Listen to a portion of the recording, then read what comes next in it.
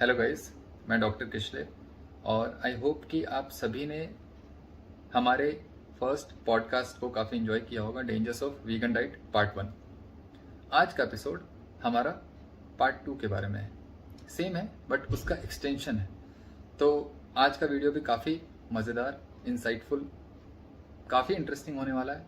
तो प्लीज़ आप सभी इस वीडियो को पूरा देखिए, शेयर करिए, लाइक करिए, कमेंट करिए, ज़रूर से फीडबैक दीजिए प्लीज़। और किस टॉपिक के रिगार्डिंग मैं नेक्स्ट वीडियो अपने चैनल पे बनाऊं उसके बारे में बता दीजिए, क्योंकि नेक्स्ट फ्राइडे मैं कोलेस्ट्रॉल के बारे में डिस्कस करूंगा। जितने मिथ्स हैं उसके बारे में बताऊंगा, स्टैटिन्स, क्योंकि कोलेस्ट्रॉल को कम करने के पीछे सभी लोग लगे हुए हैं, है ना। मैं एक्चुअली कम करने को नहीं बोलता हूँ, मैं बोलता हूँ कि अगर हो सके तो आप बढ़ा लो अपने कोलेस्ट्रॉल के नंबर को, घटाने की ज़रूरत नहीं है। बहुत सारे मिथ्स हैं, बहुत सारे कॉन्सेप्ट्स को मैं क्लियर करूंगा अपने यूट्यूब चैनल पे। मैं mostly pathophysiology, biochemistry, human nutrition के बारे में डिस्कस करता हूँ। अगर इन चीज़ों को समझना है, और फिटनेस एक्सरसाइज के बारे में भी बताता हूँ। हालांकि उसके बारे में मैं बहुत ज़्यादा अभी तक डिस्कस किया नहीं अपने चैनल पे, बट स्टिल मैं आने वाले बहुत सारे वीडियोज़ में एक्सरसाइज से रिलेटेड वीडियोज़ बनाऊँगा। तो उसके लिए आप मेरे चैनल को सब्सक्राइब करो, शेयर करो, बेल आइकन को हिट करो, देखते रहो मुझे। बहुत मज़ा आने वाला है, बहुत सारे मिथ बस्ट होने वाले हैं, राइट। Thank you. और हाँ, अगर पार्ट 1 वीडियो को नहीं देखे हो, dangers of vegan diet part 1, then ज़रूर से उस वीडियो को देखो। अगर इस वीडियो को देख रहे हो देन उसको देख लेना, बट दोनों पार्ट को देखना है आप सभी को, है ना। दोनों पार्ट को देखो, हमारे दोनों यूट्यूब चैनल को सब्सक्राइब करो, आई मीन मेरे चैनल को एंड रघु के चैनल को, है ना। प्लीज़ सपोर्ट करो, हम दोनों अपने अपने चैनल पे सही इन्फॉर्मेशन दे रहे हैं। अभी गलत लगेगा, बट धीरे धीरे आने वाले समय में तुम्हें ऐसा लगेगा कि ये लोग सही थे, हमने माना नहीं, और तब तक आप बहुत कुछ लूज़ कर चुके होंगे। तो इसलिए थोड़ी सी वैल्यू दे दो, अभी दोगे, आगे बहुत मिलेगा तुम्हें रिटर्न में, है ना। Thank you. तो ये प्रीवियस एपिसोड का सेकंड पार्ट है, और जिन लोगों ने भी पहला पार्ट नहीं देखा है, ऊपर आई बटन पर क्लिक करके आप देख सकते हैं। आप उसको देखने के बाद अगर इसको देखेंगे तो आपको एक बेटर ओवरव्यू मिलेगा, कॉन्वर्जेशन का रिदम समझ में आएगा पॉडकास्ट का। और हमने उसमें काफी इंटरेस्टिंग क्वेश्चंस डिस्कस किए हैं, जैसे कि वाई डॉक्टर किशले डोंट ट्रस्ट मेडिकल लिटरेचर, और क्लिनिक्स में क्या फ्रॉड होते हैं, या डॉक्टर्स कैसे मेल प्रैक्टिस करते हैं, फूड एडिक्शन क्या है, वीगनिज्म क्या है, वीगन डाइट से होने वाली कॉमन डेफिशिएंसीज क्या हैं, और भी बहुत इंटरेस्टिंग टॉपिक्स डिस्कस किए गए हैं। तो पहले उसको जरूर जाके देखो, और अब हम शुरू करते हैं second part, which begins in 3, 2, 1। अब अगर हम बात करें डाइजेस्टिव इश्यूज की, जैसे कि ब्लोटिंग, गैस, डायरिया, ये बहुत ही कॉमन है जनरल पब्लिक में, और फूड मेरे हिसाब से बहुत मेजर रोल प्ले करता है किसी भी डाइजेस्टिव स्ट्रेस में या सिम्टम में। तो ये जो हाई फाइबर डाइट है या प्लांट बेस्ड डाइट है, तो आपके हिसाब से क्या ये रिस्पॉन्सिबल है इन सारे सिम्टम्स के लिए, या फिर इसकी एक्चुअल वजह कुछ और ही है? मेरा तो ये मानना है कि अगर आपको ब्लोटिंग हो रही है, एब्डोमिनल डिस्कम्फर्ट है, या फिर फ्लैटुलेंस है, स्पेशली क्योंकि मोस्ट ऑफ द लोगों को जीईआरडी का इशू है, फ्लैटुलेंस है, ब्लोटिंग है, ये प्रॉब्लम एक्चुअली आ ही रहा है प्लांट बेस्ड फूड से, स्पेशली फाइबर वाला जो पार्ट है। और सिर्फ फाइबर ही नहीं, इवन हम लोग आईबीएस में, मेडिकल सिलेबस में हमें पढ़ना है इरिटेबल बाउल सिंड्रोम, और उस आईबीएस में हमें बताया जाता है लो फॉडमैप डाइट फॉलो करने के लिए। तो फॉडमैप करके अभी बहुत चला हुआ है, अभी हर लोग जान रहे हैं फॉडमैप क्या है। तो लो फॉडमैप डाइट में एक्चुअली प्रॉब्लम यह है कि आपको बोला जाता है, क्योंकि कुछ प्लांट बेस्ड फूड आइटम्स हैं जिसमें फॉडमैप बहुत ज़्यादा है, और कुछ प्लांट बेस्ड फूड्स हैं जिसमें फॉडमैप कम है, तो कम वाले खिलाने को बोला जाता है। क्यों? वो ये नहीं बोलते कभी कि बंद कर दो खाना फॉडमैप, क्योंकि वो इशू फॉडमैप का ही है, वो फॉडमैप से ही तो आ रहा है हमें। पॉलीओल्स वगैरह जितने भी शुगर है, मोनोसैक्राइड्स, डाइसैक्राइड्स, ये सारा कुछ हमें ट्रबल कर रहा है गट में, और उसी से गैसेस, ब्लोटिंग, फर्मेंटेशन होता है उन्हीं सारी चीज़ों का। फर्मेंटेशन ये एक्चुअली मीट जितना बदनाम है, जितना लोग इसे बदनाम कर रहे हैं एग्स को, मीट को, फर्मेंटेशन नहीं हो रहा है इनका। फर्मेंटेशन होता है इन प्लांट बेस्ड फूड्स का, जिसमें फाइबर होता है, जिसमें मोनोसैकेराइड डाइसैकेराइड्स होते हैं। और अगर उसे हम कम लेंगे देन हमें क्या होगा, कम ब्लोटिंग होगी, बट होगी तो ये क्योर नहीं है। आईबीएस आपका तभी क्योर होगा जब आप प्लांट बेस्ड फूड्स को एलिमिनेट करेंगे। और अल्टीमेटली बात आ जाती है वही कार्निवोर डाइट पे। तो मुझे ऐसा लगता है एक सिंगल सोल्यूशन है हर एक क्रॉनिक डिजीज का, कार्निवोर डाइट। तो जिस चीज़ की फर्मेंटेशन होगी उसी से गैस बनेगा। और लार्ज इंटेस्टाइन में इस फाइबर का फर्मेंटेशन होता है और भी बहुत सारी चीज़ों का फर्मेंटेशन होता है। बेसिकली फर्मेंटेशन का होता है स्मॉल इंटेस्टाइन में भी होता है, ये जितने मोनोसैकेराइड्स हैं डाइसैकेराइड्स हैं इनके फर्मेंटेशन होते हैं, जिसमें गैस बहुत ज़्यादा होता है, पेशेंट को भूख नहीं लगती है। और इस गैस की वजह से क्या होता है, अल्टीमेटली पेशेंट को फिर कॉन्स्टिपेशन भी होता है, क्योंकि जब भी गैस फॉर्मेशन होगा आपका पेरिस्टाल्सिस मूवमेंट जो होता है गट का वो अफेक्ट होता है, वो कॉम्प्रोमाइज हो जाता है। तो जब पेरिस्टाल्सिस नहीं होगा तो फर्दर प्रोपल्सिव मूवमेंट नहीं होगा, आपका एक लॉजिंग हो जाएगी फूड की वहाँ पे, फर्दर फिर आगे मूव नहीं करेगी चीज़ें, तो कॉन्स्टिपेशन होगा।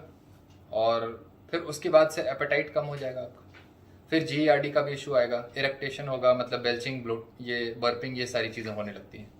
तो नीचे का गैस आपका बेसिकली कॉन्स्टिपेशन हो रखा है, नीचे से तो पास हो नहीं रहा, तो ऊपर से आना शुरू होता है, तो बर्पिंग के फॉर्म में हम बाहर निकालते हैं उसे गैस को। तो ये सारी चीज़ें हैं। तो डाइटरी फाइबर का मैं ऑलरेडी वीडियो में बता चुका हूँ, उस चीज़ को मैं फिर यहाँ पर रिपीट नहीं करना चाहता हूँ। तो मैं बस ये चाहूँगा कि डाइटरी फाइबर वाली जो वीडियो है वो देख लीजिए, जो भी व्यूअर्स हैं हमारे, और शेयर करिए। मेरे बहुत सारे वीडियोस हैं, इवन बैलेंस डाइट वाली बनाया हूँ। बेसिक्स जो भी वीडियोस मैं कोशिश किया हूँ कि मैं कवर कर दूँ, ताकि उन सारी चीज़ों को, मुझे ऐसा लगता है मैंने जितने अभी वीडियोस बनाए हैं, अगर उस वीडियोस को कोई अच्छे से अपने प्रैक्टिकली अपने लाइफ में अप्लाई करेगा तो मुझे ऐसा लगता है उनका हेल्थ रिस्टोर हो जाएगा डेफिनेटली। अगला सवाल बहुत ही ज्यादा हर्ट करने वाला है हमारे लिसनर्स को, क्योंकि उनके फेवरेट सोए के बारे में है। तो सोए एक सब्स्टिट्यूट है एनिमल प्रोडक्ट्स का वीगन डाइट में या प्लांट बेस्ड डाइट में, बहुत ही कॉमन सब्स्टिट्यूट है प्रोटीन का। तो क्या एक्सेसिव सोए हमारे हेल्थ को नेगेटिवली इम्पैक्ट करता है, और इससे क्या हार्मोनल इम्बैलेंसेस होते हैं या नहीं? Please tell this sir. जहाँ तक हार्मोन बैलेंस की बात है, मैं बहुत ज़्यादा उसके बारे में मैं मतलब श्योरली मैं नहीं बता सकता, बट इन जनरल मैं ये मानता हूँ कि प्लांट बेस्ड जो भी फूड्स हैं वो हेल्दी नहीं है हमारे लिए। और जो सोया चंक्स, मतलब मोस्ट ऑफ द लोग सोया सीड्स नहीं खा रहे होते हैं, सोया चंक्स खा रहे होते हैं। और वो सोया चंक्स का जो वो खुद में ही पैकेज फूड है, वो प्रोसेस फूड है, और उसमें जो इंग्रेडिएंट्स होते हैं वो देखना होगा लोगों को। वो इंग्रेडिएंट्स में वही पाम ऑयल, सीड ऑयल्स वगैरह जितने रिफाइंड ऑयल्स हैं उनका मिक्सचर होता है, उसमें वो बने होते हैं। और देन सोय, क्योंकि खुद में, क्योंकि एंटी न्यूट्रिएंट्स से हम बच नहीं सकते, जितने भी प्लांट बेस्ड फूड्स होंगे उसमें एंटी न्यूट्रिएंट्स होंगे, प्रोटीन होगा, बट वो बॉडी हमारा उसको यूटिलाइज नहीं करेगी, मतलब एक्सेस नहीं कर पाएगी उस चीज़ को। तो सेम मतलब चीज़ अप्लाई होती है हर एक प्लांट बेस्ड फूड्स के लिए। ऐसा कुछ नहीं कि सोय कुछ ऐसा मिरेकल कोई फूड है, ऐसा कुछ नहीं है, वो सेम चीज़ है। और कहीं ना कहीं वो नेगेटिवली इफेक्ट तो करेगी हार्मोन को, हार्मोनल बैलेंस को, क्योंकि हेल्थ हमारा हार्मोनल सिस्टम से आ रहा है, प्रॉपर डाइजेस्टिव सिस्टम से आ रहा है, और सारा कुछ कहीं ना कहीं इफेक्ट हो रहा होता है। इसका ये मतलब नहीं है कि ईस्ट्रोजन हमारा बहुत ज़्यादा बढ़ जाए, कोई ज़रूरी नहीं है। हो सकता है ईस्ट्रोजन नहीं बढ़ेगा आपका, टेस्टोस्टेरोन नहीं घटेगा, बट स्टिल इन जनरल कहीं ना कहीं जो वो रेशियो तो आपका ऑल्टर होता है। और मोस्ट ऑफ द टाइम हमें रेशियो हमारे लिए मैटर करता है। ऐसा कुछ नहीं है कि हम सिर्फ आइसोलेशन में टेस्टोस्टेरोन देख रहे हैं या फिर ईस्ट्रोजन देख रहे हैं। रेशियो जो होता है वही डिक्टेट करता है कि हमारी बॉडी का हार्मोनल हेल्थ, जो ऑप्टिमल हेल्थ होगा वो कैसा होगा। जैसे हमारा टेस्टोस्टेरोन बढ़ रहा है, साथ में अगर ईस्ट्रोजन भी बढ़ रहा है, देन हमारे लिए प्रॉब्लम नहीं है। अगर हमारा ईस्ट्रोजन बहुत बढ़ रहा है, उस रिस्पेक्ट में अगर टेस्टोस्टेरोन नहीं है हमारे पास, देन ईस्ट्रोजन का इफेक्ट हमें मिलने लगेगा। अगर टेस्टोस्टेरोन बहुत ज़्यादा है, ईस्ट्रोजन हमारा कम हो गया, अगर इवन हम मेल्स भी हैं फिर भी उसके बाद भी हमें प्रॉब्लम होगी, डिप्रेशन हो जाएगा अगर ईस्ट्रोजन हमारा कम होगा। तो बहुत सारी चीज़ें हैं। तो अल्टीमेटली रेशियो ही मैटर करता है हर चीज़ में। इवन अगर हम मेटाबॉलिज्म में भी आएंगे तो उसमें भी इंसुलिन ग्लूकागॉन एक रेशियो होता है, वो मैटर करती है। तो हर जगह प्रॉब्लम उस रेशियो का है, और उस रेशियो को हमें बैलेंस में रखना होता है। और वो रेशियो चली जाती है अगर हम प्लांट बेस्ड फूड्स को कहीं ना कहीं डाइट में बहुत ज़्यादा रखते हैं। तो थोड़े बहुत लेने में मैं मना नहीं करता हूँ किसी को, मैं ये नहीं कह रहा हूँ कि सभी को कार्निवोर डाइट फॉलो करनी चाहिए, बट स्टिल वो एक ऑप्टिमल डाइट है। अगर सभी लोग करेंगे तो बहुत अच्छी बात है। और अगर नहीं भी कर रहे हैं तो उनको ये समझना है कि उनका 70 to 80% ऑफ द न्यूट्रिशन जो है वो एनिमल फूड से आना चाहिए डेली बेसिस पे। अगर वो ऐसा नहीं करेंगे तो उनकी हेल्थ जो है कॉम्प्रोमाइज होगी at some point of time. काफी अच्छा एक्सप्लेनेशन दिया सर आपने अबाउट हार्मोन बैलेंसिंग। अब बात करते हैं हैवी मेटल टॉक्सिसिटी की, जो कि प्लांट बेस्ड डाइट फॉलो करने वालों को होती है, क्योंकि प्लांट्स एब्जॉर्ब करते हैं हैवी मेटल्स जैसे कि कैडमियम हो गया, लेड हो गया फ्रॉम सॉइल। तो इस पर आपका क्या मानना है? बिल्कुल, ये हैवी मेटल्स एब्जॉर्ब करते हैं सॉइल से जितने प्लांट्स हैं, और क्योंकि सॉइल में हमारा ये सारे हैवी मेटल्स हैं, पॉल्यूशन इतना ज़्यादा हो रखा है, तो प्लांट जो है एब्जॉर्ब कर रहे हैं उस हैवी मेटल्स को और हम उस प्लांट्स को ले रहे हैं। बट अगर हम उसे उस क्रूड फॉर्म में ले रहे हैं as a whole plant, then मे भी शायद उतना ज़्यादा टॉक्सिसिटी का रिस्क नहीं होगा। प्रॉब्लम क्या है कि अब हम क्योंकि वीगन डाइट को प्रमोट कर रहे हैं और प्लांट बेस्ड न्यूट्रिशन चल रहा है, जैसे बहुत सारे अब प्रोडक्ट्स आ रहे हैं जो प्लांट बेस्ड हैं और हेल्दी बता रहे हैं। तो अगर हम प्लांट बेस्ड फूड से, प्लांट से कोई भी चीज़ को अगर हम डिराइव करते हैं, देन क्या करेंगे, हम प्रोसेसिंग तो करेंगे उसकी। और अगर हम प्रोसेसिंग करेंगे तो अगर हम एक स्कूप में, जैसे मैं प्रोटीन की बात करता हूँ, अगर सिंगल स्कूप में अगर हमें 25 ग्राम या 30 ग्राम एक प्रोटीन चाहिए, तो बहुत ज़्यादा प्लांट हमें कहीं ना कहीं चाहिए होगा उतने एक one scoop 25 to 30 gram of protein को इक्विवेलेंट एक प्रिपेयर करने के लिए बहुत ज़्यादा प्लांट चाहिए होगा। तो बहुत ज़्यादा प्लांट्स को हम लोग क्या करेंगे, प्रोसेस करेंगे। और जब भी उसे प्रोसेस करेंगे तो अल्टीमेटली होगा क्या कि उसके साथ वो हैवी मेटल्स का कॉन्सेंट्रेशन बढ़ता जाएगा, क्योंकि हमें वो सारे प्लांट से हमें प्रोटीन को डिराइव करना है। पूरे होल प्लांट से हमें 25 ग्राम कॉन्सेंट्रेटेड प्रोटीन हमें एक प्रिपेयर करना है, और उस चक्कर में क्या होगा, फाइनली वो सारे हैवी मेटल्स भी कॉन्सेंट्रेट होंगे उसके साथ, और तब जाकर के हैवी मेटल्स टॉक्सिसिटी का रिस्क बढ़ेगा। अगर आप होल प्लांट्स खा रहे हैं, फाइबर जो भी आप प्लांट्स खा रहे हैं, ऐसे सब्जी, तो उसमें बहुत ज़्यादा रिस्क नहीं। हाँ, लंबे समय से अगर आप प्योरली, अगर कुछ लोगों को है टॉक्सिसिटी का रिस्क, क्योंकि बॉडी का मेटाबॉलिज्म, डिटॉक्सिफिकेशन सबका डिफरेंट है। हो सकता है होल प्लांट्स भी खा करके बहुत लोगों को, क्योंकि टॉक्सिसिटी तो मिल रही है लोगों को, ऐसा नहीं है कि सब लोग प्रोटीन पाउडर ही खा रहे हैं या फिर प्लांट बेस्ड कोई प्रोसेस फूड ही खा रहा है तभी हो रही है toxicity. Simple plant based food items पे भी टॉक्सिसिटी का रिस्क है, बट उस तरह का ओवर्ट सिम्टम्स नहीं आएंगे जिस तरह से पैकेज फूड का अगर आप डेली बेसिस पे ले रहे हैं, जैसे प्रोटीन पाउडर ही हो गया, पी प्रोटीन हो गया, जो भी इस तरह का प्रोटीन पाउडर है प्लांट बेस्ड, उसमें ये सारे पोटेंशियल रिस्क हैं एक्चुअली टॉक्सिसिटी के। ये तो बात हुई हैवी मेटल टॉक्सिसिटी की। अब अगर हम बात करें मेल न्यूट्रिशन की, तो जो अगर कोई इंडिविजुअल है फॉर एग्जांपल, वो लंबे समय तक improperly planned vegan diet programme follow करता है, तो उसकी हेल्थ पर क्या नेगेटिव इम्पैक्ट या एडवर्स इफेक्ट्स वो एक्सपीरियंस करेगा, लाइक अनीमिया हो गया, ऑस्टियोपोरोसिस हो गया, या पुअर कॉग्निटिव फंक्शन हो गया। इस पर आपका क्या मानना है, किस हद तक मेल न्यूट्रिशन वो एक्सपीरियंस करेंगे? मुझे ऐसा लगता है कि जो डाइट ही हमारा प्रॉपर नहीं है, उसे अगर हम प्रॉपरली प्लान करें या इम्प्रॉपरली प्लान करें, डिफिशियंसी तो होगी। क्योंकि जो डाइट ही अप्रोप्रिएट नहीं है, अगर हम उसे प्लान भी करेंगे प्रॉपर, वो कितने भी बड़े एक्सपर्ट्स क्यों ना हो न्यूट्रिशन में, वो उसमें न्यूट्रिएंट्स तो भर तो नहीं देंगे उस फूड में, तो वो प्रॉब्लम हमेशा ही होगा एक्चुअली प्लांट बेस्ड फूड्स को लेने से। बट ये है कि अगर हम वेल डिज़ाइंड, अगर हम उसे अगर फॉलो करते हैं तो थोड़ा डिलेड होगा, अगर उसका जो भी पोटेंशियल साइड इफ़ेक्ट्स हैं वो हमें लेट मिलेगा, बट मिलेगा ज़रूर, ऐसा नहीं है। वो प्रॉब्लम्स इनएविटेबल है टोटली, जैसा कि मैंने बताया पहले भी, उससे बच नहीं सकते हम, वो होना ही है सभी को। मतलब 90 to 95% ऑफ द जो लोग हैं वो वीगन डाइट पे सस्टेन नहीं कर सकते, सर्वाइव नहीं कर सकते। सर्वाइव क्या मतलब, सॉरी, थ्राइव नहीं कर सकते, सर्वाइव तो कर ही रहे हैं किसी तरह से।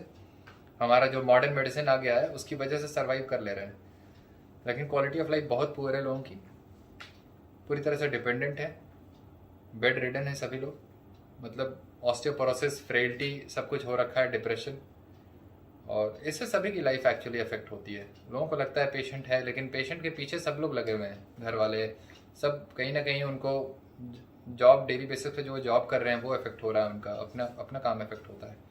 तो बहुत ये सारी चीज़ों को लोग कहीं ना कहीं कंसिडर नहीं कर पा रहे हैं अभी भी, मुझे लगता है। एजुकेशन की कमी है, मिस एजुकेशन है, मिस इन्फॉर्मेशन है एक्चुअली, उसकी वजह से ये सारे उसके आउटकम्स हैं। तो गलत चीज़ को अगर आप कितना भी अच्छे से पढ़िएगा ना, आपको सक्सेस नहीं मिलने वाली है। इस एक्चुअली हेल्थ को रिस्टोर होने में तो बिल्कुल नहीं मिलेगी सक्सेस, क्योंकि हम गलत चीज़ों को पढ़ते आए हैं और वो इतना ज़्यादा इनग्रेंड हो गया है कि उस चीज़ से अब हम बाहर नहीं निकल पा रहे हैं। अगर कोई इससे बाहर निकलना चाह रहा है, अगर कोई कुछ बता रहा है, तो वो सबसे बड़ा एक्चुअली एविल हो जाता है उसके लिए, मतलब एविल पर्सन हो जाता है सबके लिए।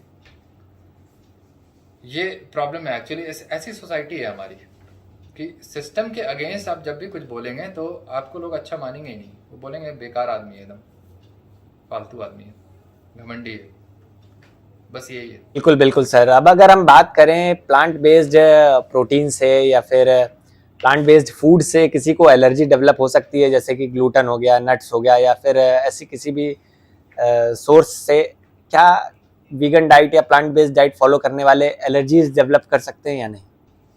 मुझे ऐसा लगता है कि एलर्जीज अलग होती है और इनटॉलरेंस अलग होता है। तो कहीं ना कहीं हमें ये समझना है कि ये थोड़ा बहुत ये इनटॉलरेंस का प्रॉब्लम है, क्योंकि हमारी बॉडी इस चीज़ को खाते हुए इवॉल्व नहीं की है, तो हमारी बॉडी इसको अच्छे से टॉलरेट नहीं कर पाती। तो कहीं ना कहीं ये फूड इनटॉलरेंसेज है रदर देन फूड मतलब एलर्जीज। फूड एलर्जी इंटायरली अलग चीज़ है, जैसे वो रेयरली मिलता है। जैसे फूड एलर्जी हो गया, जैसे किसी को सी फूड्स के लिए एलर्जी है, किसी को एग वाइट के लिए एलर्जी होती है। तो ऐसे ऐसे लगभग कॉमन 7 to 10 फूड आइटम्स हैं। इवन मिल्क के लिए एलर्जी है बहुत लोगों को। तो ये सारी जो प्रॉब्लम है एक्चुअली, वो बहुत वैसे पॉपुलेशन में, मतलब हमारे पॉपुलेशन में वैसे लोग बहुत कम है, रेयर है जो एलर्जी से सफ़र कर रहे हैं। मोस्ट ऑफ द लोग एक्चुअली जो सफ़र कर रहे हैं वो इनटॉलरेंस है, और वो इनटॉलरेंस इसलिए है क्योंकि उस चीज़ को खाते हुए हम, क्योंकि इवॉल्व नहीं हुए हैं, हमारी बॉडी उसे टॉलरेट नहीं कर पाती, और कहीं ना कहीं हम सिम्टम प्रोड्यूस करते हैं और वो समझ में नहीं आ पाता। टिपिकल मेन स्ट्रीम डॉक्टर्स को नहीं समझ में आता, उनको ऐसा लगता है कि ये तो अच्छी चीज़ है, हेल्दी चीज़ है, सब वही चीज़ खा रहे हैं, तो वो प्रॉब्लम उसको एक्चुअली ब्लेम ही नहीं करते। फूड को कभी ब्लेम नहीं करते कोई भी डॉक्टर्स, बोलते हैं कि फूड से कोई लेना देना नहीं होता है डिजीज़ को। आपको ये दवा खानी है और ये दवा शुरू कर दीजिए, बीमारी हो गई है, अब दवा खानी पड़ेगी आपको पूरी ज़िंदगी। तो ये प्रॉब्लम है। तो इनटॉलरेंस जो है ना, वो क्योंकि उसके क्लिनिकल सिम्टम्स स्पेसिफिक नहीं होते हैं। आप कोई एक डिजीज़ को आप समझ नहीं पाते कि ये इस डिजीज़ को कहीं ना कहीं ये डिजीज़ दे रहा है, इसलिए ये पर्टिकुलर सिम्टम्स आ रहे हैं। जैसे उसमें ग्लूटेन है, तो ग्लूटेन एक्चुअली, ग्लूटेन में हम एक बीमारी पड़ते हैं जिसमें बहुत कॉमन है, ग्लूटेन की वजह से जो प्रॉब्लम होती है, सीलियाक डिजीज़। और सीलियाक डिजीज़ जिनको होता है उनमें बस बोला जाता है कि आपको ग्लूटेन फ्री डाइट लेनी है। तो आपके डाइट में वीट नहीं होगा, ओट्स नहीं होगा, राइस आप ले सकते हैं क्योंकि राइस में ग्लूटेन नहीं होता। तो क्योंकि प्रॉब्लम यह है कि बहुत लोगों को सीलियाक के मतलब, और सीलियाक डिजीज़ तो उसे हुआ, डायग्नोज हुआ जब आप एक ऑटो एंटीबॉडी की टेस्टिंग करेंगे, कई बार पॉजिटिव आता है और देन आप बोलते हैं कि आपको सीलियाक डिजीज़ है। कई बार क्या होता है कि ग्लूटेन के साथ साथ अदर भी बहुत सारे प्रोटीन ऐसे हैं जिसको बॉडी हमें टॉलरेट नहीं कर रही है, और उसके खिलाफ भी कहीं ना कहीं एंटीबॉडी बन रहा होता है, और उसकी टेस्टिंग हम नहीं कर रहे हैं। तो सिंपली ग्लूटेन को डेयरी डाइट से अगर हम रिमूव भी करते हैं तो भी हमारा डिजीज़ कहीं ना कहीं इम्प्रूव नहीं हो रहा होता है उतना ज़्यादा, क्योंकि अदर जो प्रोटीन्स हैं वो भी हमारी डाइट में जा रहा है serial based, plant based food से, वो एलिमिनेट नहीं हुआ। तो कहीं ना कहीं डिजीज़ थोड़ा इंप्रूव हुआ, बट पूरी तरह से रेमिशन में नहीं आया। इसलिए कंप्लीटली ऑफ मेडिकेशन जाना मुश्किल हो जा रहा है लोगों के लिए, क्योंकि जो चीज़ वो पढ़ रहे हैं बस उसी चीज़ को मान रहे हैं। अब डॉक्टर्स एक सीलियाक डिजीज़ को समझते हैं, जानते हैं कि ग्लूटेन से होता है, तो वो ग्लूटेन बंद करा के सोचते हैं वो प्रॉपर डाइट हो गई। अगर आप किसी के डाइट से गेहूँ निकाल दीजिएगा सिर्फ, तो ऐसा थोड़ी है कि उसकी सीलियाक डिजीज़ बेटर हो जाएगी, नहीं हो पाएगी। बहुत सारे लोगों की नहीं हो पाती है, क्योंकि साथ साथ अदर एसोसिएटेड प्रोटीन आपकी बॉडी में जा रहा है उस प्लांट बेस्ड फूड से, जो बॉडी हमारी टॉलरेट नहीं कर रही है उसको, और इम्यून सिस्टम को आप ट्रिगर कर रहे हैं उस प्रोटीन को लेकर के, उस पर्टिकुलर प्लांट बेस्ड फूड को लेकर के। इम्यून सिस्टम ट्रिगर होता है, इम्यून सिस्टम एक्टिवेट होता है, एंटीबॉडी जनरेट होता है, और देन वो आपके खुद के टिश्यूज़ को डैमेज करना शुरू करता है, और देन आप बोलते हैं ऑटो इम्यून डिजीज़ हो गया।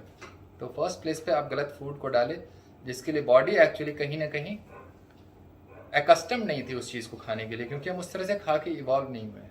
हम मैगी और ये दाल रोटी चावल खा के इवॉल्व नहीं हुए हैं। ये तो 10,000 साल पहले की बात है। मिलियन ईयर्स में जो हम खा के इवॉल्व हुए हैं, बॉडी हमारी आज भी उस डिज़ाइन की है, वैसे ही हम इवॉल्व हुए हैं। और फिजियोलॉजी हमारी वो है, और हम एक्सपेक्ट ये कर रहे हैं कि हमें रोटी चावल पे थ्राइव करना चाहिए, कहीं बीमारी नहीं होनी चाहिए। तो वो तो होगा नहीं, बीमारी तो होगी। आप खुद ही वेलकम कर रहे हैं उस बीमारी को, तो कोई कुछ नहीं कर सकता। अगर आप मानने को तैयार नहीं है कि आपकी ये बीमारी, मॉडर्न सारी डिजीज़ जो है वो आपके फूड से आ रही है, देन आपको कोई ठीक नहीं कर पाएगा, क्योंकि डॉक्टर्स तो ऐसे भी मेडिसिन देने के लिए बैठे हुए हैं आपको।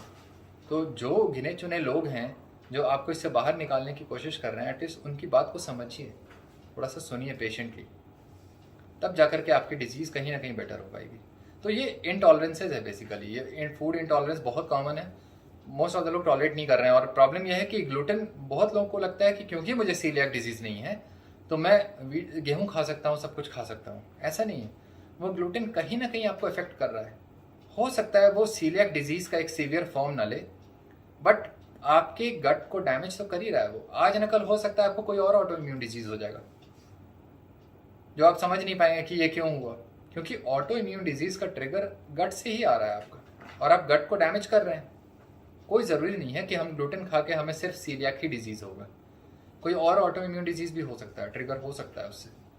तो आपको ट्रिगर को समझना है कि जो चीज़ सही नहीं है हमारे लिए, उसको हम डाइट में ना रखें तो अच्छा है, बस। ये तो बात हुई एलर्जीज की या इंटॉलरेंस की। अब अगर हम बात करें रॉ फूड जो खाने का कल्चर है या ट्रेडिशन है वीगन डाइट में या प्लांट बेस्ड डाइट में, वो कितना सेफ या अनसेफ है ह्यूमन हेल्थ के पर्सपेक्टिव से, please tell about this. Vegan अगर रॉ फूड हम खा रहे हैं तो पहली बात तो जितने भी, मतलब प्लांट बेस्ड फूड कहने का मतलब हुआ ना तुम्हारा, जो भी जैसे सैलड्स वगैरह ये सब हो गए ना, ग्रीन्स, सेम प्रॉब्लम है, क्योंकि वो कुक्ड नहीं है प्रॉपरली।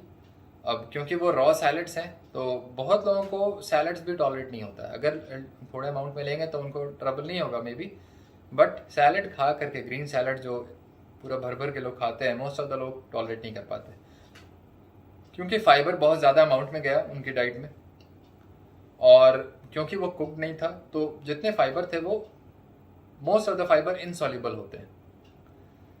और इनसॉल्युबल फाइबर जब आपकी गट में जाएगा तो वो, क्योंकि उनका फर्मेंटेशन भी नहीं होता है बहुत ज़्यादा, फर्मेंटेशन जो भी होता है वो मोस्ट ऑफ द फाइबर वो सॉल्युबल फाइबर होते हैं, और इनसॉल्युबल फाइबर का फर्मेंटेशन नहीं होता है। वो बस क्या कर रहा है, वो स्टूल के बल्क को बढ़ा रहा है। तो अगर हम स्टूल के बल्क को बढ़ाएंगे भी तो उससे उसको हेल्थ को लेना देना कुछ नहीं है, क्योंकि हमने वैसा खाया इसलिए हमारा स्टूल का बल्क ज़्यादा हुआ। पर इसका ये मतलब नहीं है कि स्टूल का बल्क हमारा कम हुआ तो कॉन्स्टिपेशन हो गया, क्योंकि कॉन्स्टिपेशन भी बहुत लोग नहीं समझ पाते हैं कि कॉन्स्टिपेशन कहते किसे हैं। ये एक्चुअली डॉक्टर्स को भी नहीं पता है कि कॉन्स्टिपेशन का मतलब क्या होता है, डॉक्टर्स डिफाइन नहीं कर पाएंगे। मैं फ्रैंकली बता रहा हूँ, अगर किसी डॉक्टर से, मेडिकल टिपिकल एक कन्वेंशनल मेडिकल डॉक्टर से पूछ दिया जाए कि कॉन्स्टिपेशन क्या है, तो वो डिफाइन नहीं कर पाएंगे, गारंटी देता हूँ मैं, क्योंकि किसी को नहीं पता है कि कॉन्स्टिपेशन क्या है। कॉन्स्टिपेशन को बस लोग इसी तरह से डिफाइन करते हैं, अरे सुबह उठे स्टूल नहीं हुआ कॉन्स्टिपेशन हो गया। हाँ बस, अगर हम दिन भर में 2 बार, अगर हम दिन में बस 1 बार कर रहे हैं या ऑल्टरनेट डे कर रहे हैं तो कॉन्स्टिपेशन हो गया। अगर दिन में 3 बार हो रहा है तो बहुत अच्छी बात है। तो ये प्रॉब्लम है एक्चुअली, कि वो बाकी सारे सिम्टम्स को इग्नोर कर देते हैं और स्टूल के बल्क को देखते हैं और सिर्फ फ्रीक्वेंसी को देखते हैं। स्टूल का बल्क अगर कम होगा तो पेशेंट जो है वो खुद भी बोल रहा है कि सर थोड़ा सा हुआ, फिर हुआ ही नहीं, लेकिन पेशेंट को ये नहीं पता कि आज उसे थोड़ा सा ही होना था। आपको ये देखना होगा कि आपके साथ, उस स्टूल बल्क के साथ आपको कोई अदर एसोसिएटेड सिम्टम्स तो नहीं है, जैसे ब्लोटिंग है, आप स्ट्रेनिंग तो नहीं है, जब आप स्टूल कर रहे हैं तो आपको बहुत ज़्यादा स्ट्रेन तो नहीं लग रहा है स्टूल को बाहर करने में। तो अगर ये सारे सिम्टम्स आपको नहीं है तो फिर कॉन्स्टिपेशन कहाँ से हो गया?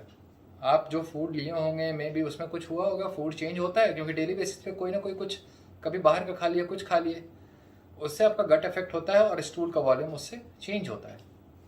तो ये वेरिएशन डेली बेसिस का है, कोई भी किसी का भी डाइट इतना ज़्यादा प्रॉपरली वो नहीं होता कि मतलब आज मैं इतना ही खाया हूँ तो कल स्टूल हमारा इतना ही होगा, अगर उतना नहीं हुआ तो कॉन्स्टिपेशन हो गया।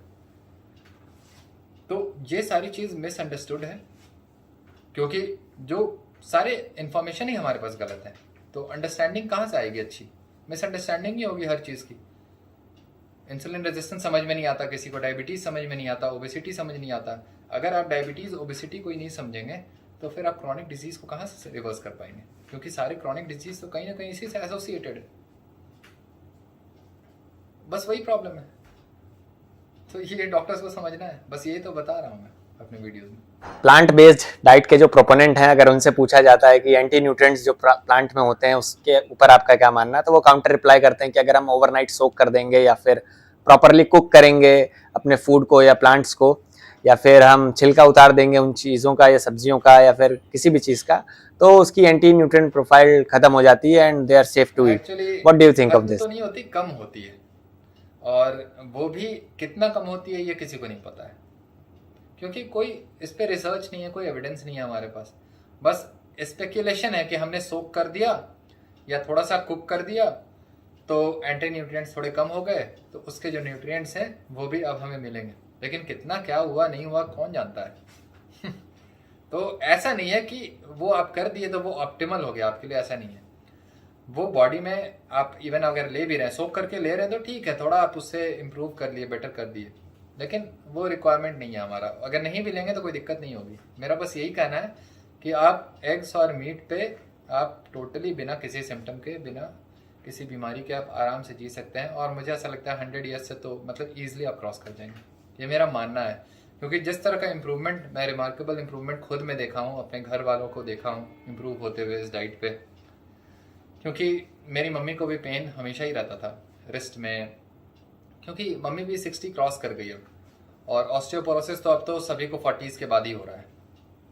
तो हाँ, तो मेरी मम्मी अभी कोई भी मेडिकेशन पे नहीं है, कोई भी दवा नहीं खाती है। मैं कैल्शियम के सप्लीमेंट्स भी वो ले रही थी, बंद करवा दिया उससे भी, वो भी अब नहीं बोल रहा हूँ लेने को, वो कुछ भी नहीं खा रही। पहले कैल्शियम का सप्लीमेंट्स खाते हुए भी उनको पेन होता था रिस्ट में, डॉक्टर बोलते थे कैल्शियम खाइए, कैल्शियम खाइए।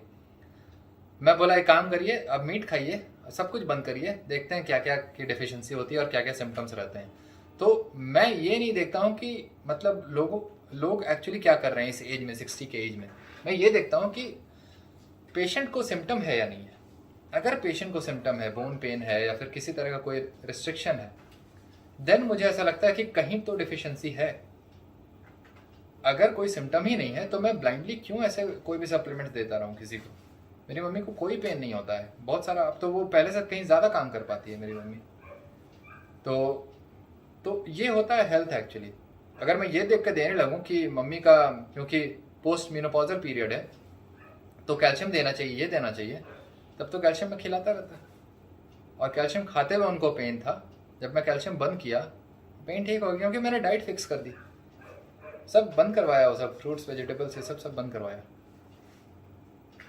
ये सारी चीज़ें। बहुत अच्छा लगा सर आपसे बात करके, और काफ़ी कुछ नया मुझे सीखने को मिला, एंड आई एम श्योर कि व्यूअर्स भी इस मोमेंट पर आके एनलाइटेंड फील कर रहे होंगे इस पॉडकास्ट को देखने के बाद। तो आई एम श्योर काफ़ी लोग एडुकेट होंगे।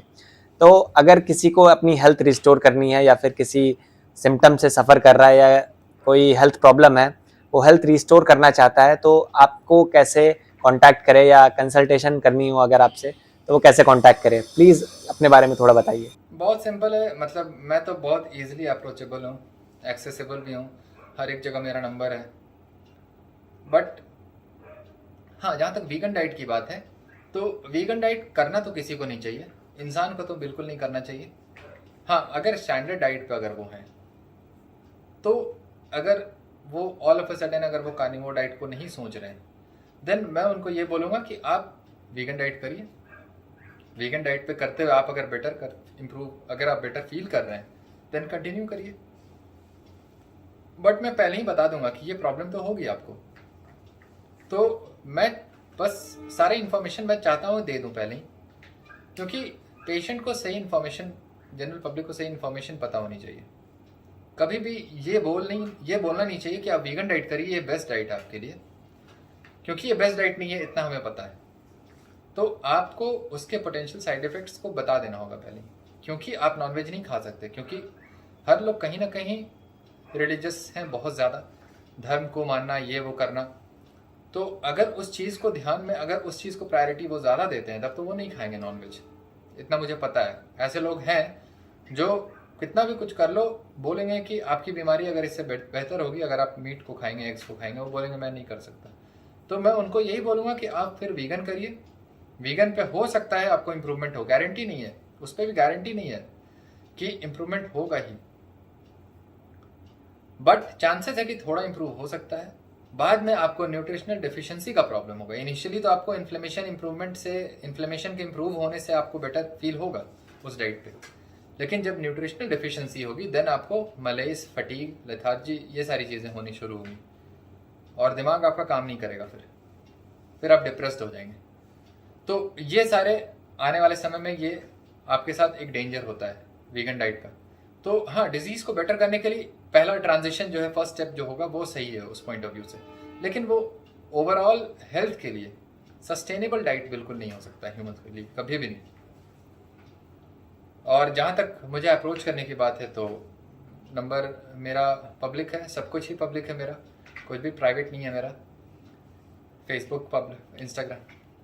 और एक चीज लोगों को भी समझनी चाहिए कि अगर वो अपनी किसी भी हेल्थ कंडीशन को इम्प्रूव करना चाहते हैं या किसी डिजीज को रिवर्स करना चाहते हैं, और अगर वो किसी को अप्रोच भी करते हैं तो थोड़ा उन्हें पेशेंट होना पड़ेगा, क्योंकि ओवरनाइट कोई मैजिक नहीं करता है। स्पेशली अगर आप लाइफस्टाइल चेंज करके अपनी डिजीज को क्योर या रिवर्स करना चाहते हैं विद डॉक्टर के, तो आपको थोड़ा सा पेशेंट होना पड़ेगा, टाइम देना पड़ेगा, क्योंकि ओवरनाइट कोई मैजिक नहीं करता है, स्पेशली जब आप मेडिसिन से छुटकारा पाना चाहते हैं। सो चॉइस आपकी है, and please contact him for your health. Thank you so much. Thank you Raghu. हाँ, बस वही है कि कहीं ना कहीं तो आपको फेथ रखना होगा, क्योंकि ऑलरेडी जो एग्जिस्टिंग सिस्टम पे आप चल रहे हैं, उस चीज़ को फॉलो कर रहे हैं, अगर उससे रिजल्ट नहीं हो रहा है तो डेफिनेटली मैं कुछ ना कुछ तो उल्टा ही करूँगा, वो काम तो करूँगा नहीं। अगर वही काम करता तो फिर मेरे पास भी रिजल्ट नहीं होता, तो हमें पॉडकास्ट करने की ज़रूरत ही नहीं होती। तो मैं ज़रूर कुछ उल्टा कर रहा हूँ और इसी उल्टे में ही कुछ सीधा है। Thank you so much sir, आपका इतना टाइम निकाला आपने इस पॉडकास्ट के लिए, एंड बहुत वैल्यूएबल इन्फॉर्मेशन शेयर करी। आई एम श्योर कि लोगों को अपनी हेल्थ रिस्टोर करने के लिए काफ़ी कुछ नया सीखने को, जानने को मिला होगा। हाँ, बिल्कुल। एंड जाते जाते अगर आप कुछ मैसेज देना चाहते हैं व्यूअर्स को या फिर कुछ भी कहना चाहते हैं तो please speak about it. Thank you Raghu, same here. क्योंकि रघु खुद भी कार्निवोर डाइट फॉलो कर रहा है, तो अगर आप तो सभी लोग अगर उसके चैनल को सब्सक्राइब करेंगे तो वो भी कहीं ना कहीं वही बात करेगा जो मैं कर रहा हूँ। तो दोनों के चैनल को सब्सक्राइब कर लो।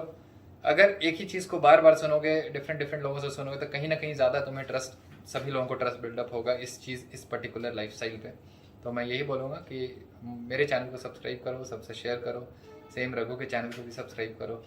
और thank you so much Raghu इस पॉडकास्ट के लिए। ओके, फिर से हम लोग कभी करेंगे।